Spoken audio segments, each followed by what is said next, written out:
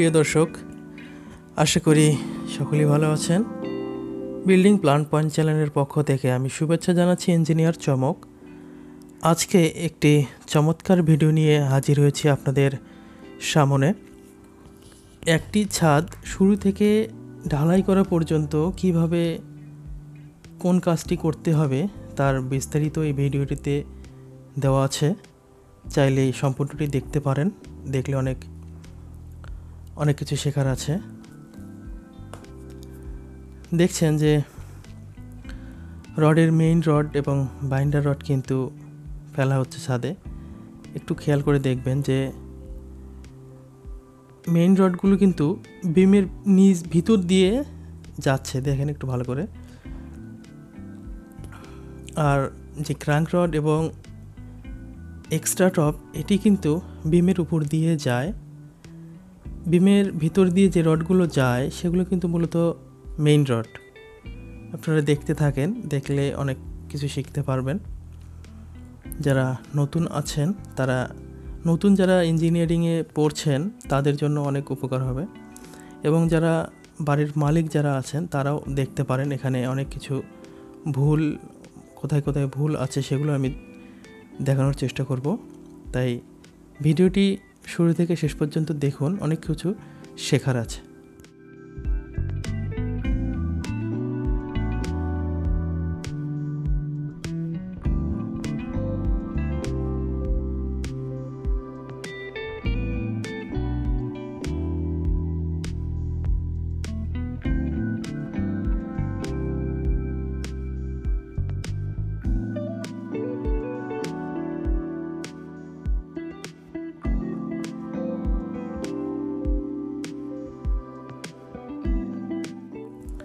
যারা চ্যানেলে নতুন আছেন তারা চ্যানেলটি সাবস্ক্রাইব করতে পারেন। পরবর্তী ভিডিওগুলো পাওয়ার জন্য বেল আইকনটি আপনারা অন করে রাখতে পারেন, তাহলে পরবর্তীতে যে ভিডিওগুলি আপলোড করব তা সর্বপ্রথম আপনারা দেখতে পারবেন। দেখছেন যে ছাদের প্ল্যান, এখানে মিস্ত্রি সাহেব আমাকে প্ল্যানটি দেখাচ্ছেন।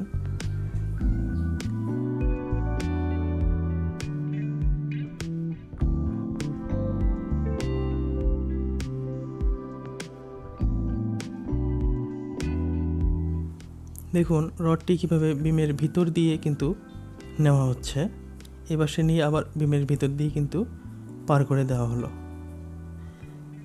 এগুলোর স্পেসিং কিন্তু ডিজাইনে দেওয়া আছে, সেই স্পেসিং অনুযায়ী কিন্তু রডগুলো একটার পর একটা বসানো হবে। একটু পরে আপনারা দেখতে পারবেন যে রডগুলি অ্যালাইনমেন্ট করার জন্য সুতো ধরে কিন্তু বসানো হবে। আমরা গ্রাউন্ড ফ্লোরের প্ল্যান দেখে নিব যে কোথাও কোনো ভুল আছে কি না। যে সামনে একটু শাটারিং করা হয়েছিল সেটি কিন্তু আমরা বাদ দিয়ে দেব, এখানে যেহেতু কিছু নেই।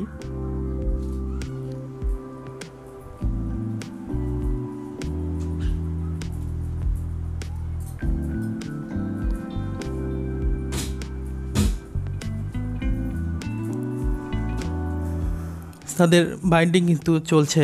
আপনাদের ছাদ বাইন্ডিং করার সময় অবশ্যই কিন্তু একটু খেয়াল রাখবেন যে বিষয়টি যে বাঁধনগুলি যেগুলো দেওয়া হচ্ছে সেগুলো সঠিকভাবে বা সুন্দর করে দেওয়া হচ্ছে কি না। তার কারণ ঢালাই ফেলার সময় কিন্তু অনেক সময় এই বাঁধনগুলো ছুটে যায় এবং একটি রড আরেকটির উপর গিয়ে পড়ে, তখন আসলে সমস্যার সৃষ্টি করে। যে ছাদের কিন্তু যথাস্থানে যদি রড না থাকে তাহলে কিন্তু অসুবিধা। তাই এই যে বাঁধনগুলো দিচ্ছে এগুলো স্পেসিং চেক করে ঠিকঠাকভাবে কিন্তু আপনারা বাঁধাই করে নেবেন। দেখছেন যে এখানে একটু সমস্যা ফেস করছি আমি, যে দেখেন যে কলামের রডটি কিন্তু ছাদের শাটারিংয়ের সঙ্গে লেগে আছে, তাই এই জায়গাটি কেটে নিতে হবে। তাই আপনাদের ছাদ ঢালাই করার পূর্বে অবশ্যই চারপাশ ভালো করে চেক করে নেবেন, যেন কোথাও কোনো ত্রুটি না থাকে। যদিও 100% করা সম্ভব নয়, তবুও আমরা চেষ্টা করব যেন আমাদের চোখে যতটা সংশোধন করা যায় আর কি, সেই হিসেবে আপনারা একটু দেখবেন।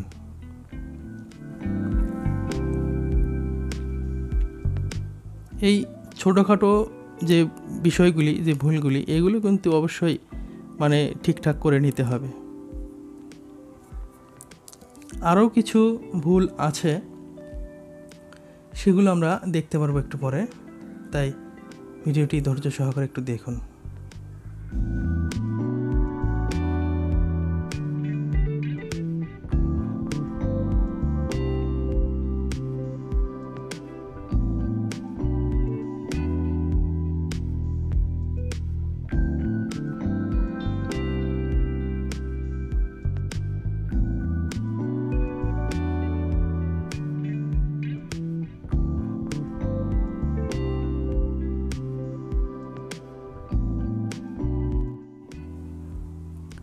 রিংটি যদি উপরেই থেকে যেত তাহলে কিন্তু শাটারিং সঙ্গে লেগে ঢালাইয়ের মধ্যে কিন্তু থেকে যেত, তখন একটা সময় ঢালাই খোলার পরে ওই জায়গাটা কিন্তু ভয়েড থাকতো। কিন্তু ভয়েড থাকার পরে ঢালাই হয়ে যাওয়ার পরে এক্সট্রা করে যখন মশলা লাগানো হয় তখন কিন্তু সেই বন্ডিংটা আর হয় না।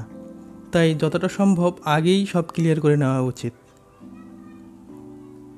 দেখুন, একটি রড আসলে যতটা লম্বা তার থেকেও লম্বা ছাদ হয়ে যায়, তাই আমাদের ল্যাপিংয়ের প্রয়োজন হয়ে পড়ে। তাই আমরা ল্যাপিং কিন্তু আপ ডাউন করে করেছি। দেখুন যে একটি রড এ মাথায় ল্যাপিং দিয়েছি, আর একটি রড ওই মাথায় ল্যাপিং দেওয়া হয়েছে। তাই ল্যাপিংয়ের সময় অবশ্যই কিন্তু একটু আপ ডাউন করে দেওয়ার চেষ্টা করবেন, একবার সে সব ল্যাপিং ফেলবেন না। দেখুন এই ডিরেকশনে যে আমরা রডগুলো ফেলছি সেগুলো কিন্তু আপ ডাউন করে ল্যাপিংগুলো আমরা ফেলছি, কিন্তু একটু খেয়াল করবেন। রডটা মানে বসানো পর্যন্ত একটু দেখুন যে কিভাবে আমরা ল্যাপিংগুলো করেছি।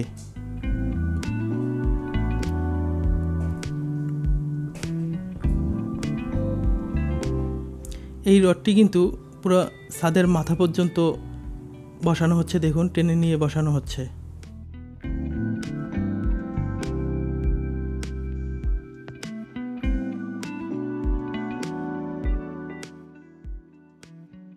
দেখা যাচ্ছে যে রডের অ্যালাইনমেন্ট করার জন্য সুতা ধরে কিন্তু দাগ দিয়ে দিয়ে রড বসানো হবে, যাতে স্পেসিং ঠিক থাকবে। ডিজাইন আপনার ছাদের ডিজাইন ইঞ্জিনিয়ার যে ডিজাইন করেছে সেই ডিজাইন অনুযায়ী কিন্তু আপনার স্পেসিংটি ঠিক রাখতে হবে। তাই এইভাবে সুতা ধরে অবশ্যই আপনারা রড ফেলে নেবেন, তাতে মানে দেখার সৌন্দর্য থেকে শুরু করে সব ঠিক থাকবে। দর্শক, আর দেখলেন যে সম্পূর্ণ ছাদ বাইন্ডিং করা হয়ে গেছে, এক্সট্রা টপ ক্র্যাঙ্ক রড সব কিন্তু বাঁধাই হয়ে গেছে। আপনারা দেখছেন যে ব্লকগুলো একটু এলোমেলো হয়ে আছে। এগুলো ব্লক আপনারা যতই ঠিক করেন ঢালাইয়ের সময় কিন্তু একটু এলোমেলো হয়, তাই ঢালাইয়ের সময়ও কিন্তু আমরা একটু এই বিষয়গুলো চেক করে দেখব।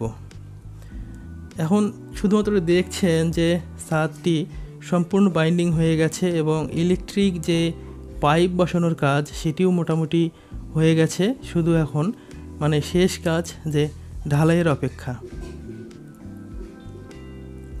আপনারা যে ইলেকট্রিক মিস্ত্রি দিয়ে আপনাদের পাইপগুলো বসাবেন সেটি কিন্তু যথাযথভাবে প্ল্যানিং অনুযায়ী কিন্তু বসানোর চেষ্টা করবেন, নইলে এলোমেলো হলে তখন কিন্তু আবার ছাদ কাটাকাটি করতে হবে।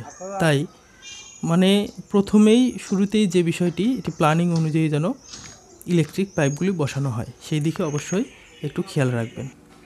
এবং বিম এবং কলামের যে কানেকশনগুলি, বিমগুলি কলামের ভিতর দিয়ে কীভাবে চলে গেছে এগুলো একটু অবশ্যই দেখতে হবে যে ক্লিয়ার ঠিক আছে কিনা, সেগুলো একটু দেখতে হবে।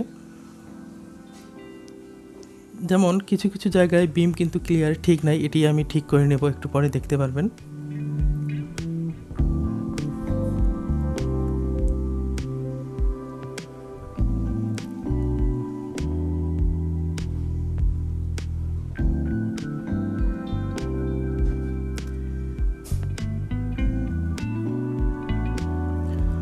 দর্শক, ভিডিওগুলো কেমন লাগে অবশ্যই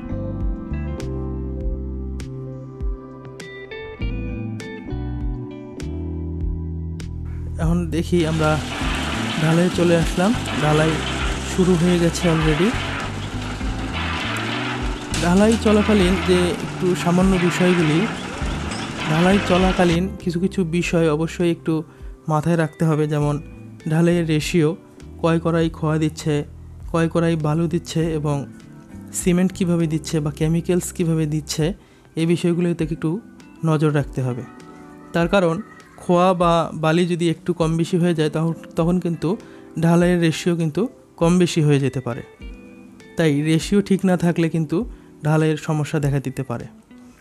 ঢালাই চলাকালীন যে ছোটোখাটো যে বিষয়গুলি, সেটি হচ্ছে ব্লক ঠিকঠাক আছে কি না, বা আপনার ছাদের যে পলিথিন বা শিট যে আছে সেগুলো এলোমেলো আছে কি না বা ঠিক আছে কি না, এগুলো অবশ্যই একটু দেখতে হবে। ভাইব্রেটর মেশিন ঠিক আছে কি না, এগুলো একটু দেখে তবেই আসলে ঢালাই শুরু করতে হবে।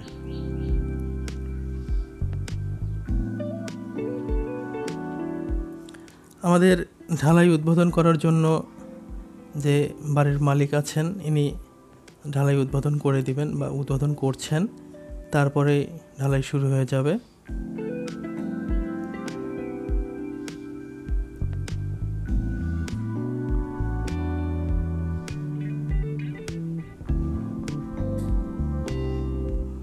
ঢালাইয়ের মশলা মাখানোর সময় পানি যেন বেশিও না হয় আবার কমও না হয়, সেই দিকে একটু নজর রাখতে হবে। যেন পানি বেশি দিয়ে দিলে কিন্তু পানি সিমেন্টে কিন্তু আলাদা হয়ে যাওয়ার উপক্রম হবে, তাই পানি কিন্তু বেশি দেওয়া যাবে না। দেখুন, শেষ যে কাজগুলি, সেই কাজগুলি হচ্ছে ব্লক ঠিকঠাক দেওয়া হয়েছে কিনা একটু চেক করে নিচ্ছি। বিমগুলো কিন্তু সাইড হয়ে গিয়েছে, তাই আমি বিমে সাইড ব্লক দিয়ে কিন্তু বিমগুলি সেন্টারে নেওয়ার চেষ্টা করছি। এটি আপনাদের যারা আছেন, যারা বাড়ির মালিক যারা আছেন, যারা কাজ করান, ইঞ্জিনিয়ার সবসময় সাইডে থাকা সম্ভব হয় না, তাই আপনাদেরকে একটু দায়িত্ব করে যে ক্লিয়ারগুলো অন্তত এগুলো করে নেওয়া উচিত। এখানে দেখছেন যে বিমটি কিন্তু একটু সাইড হয়ে গেছে, সাইডটি আমি কিন্তু ঠিক করে নেওয়ার চেষ্টা করছি। এগুলো কিন্তু আপনাদের নিজ দায়িত্বও কিন্তু করে নেওয়া উচিত।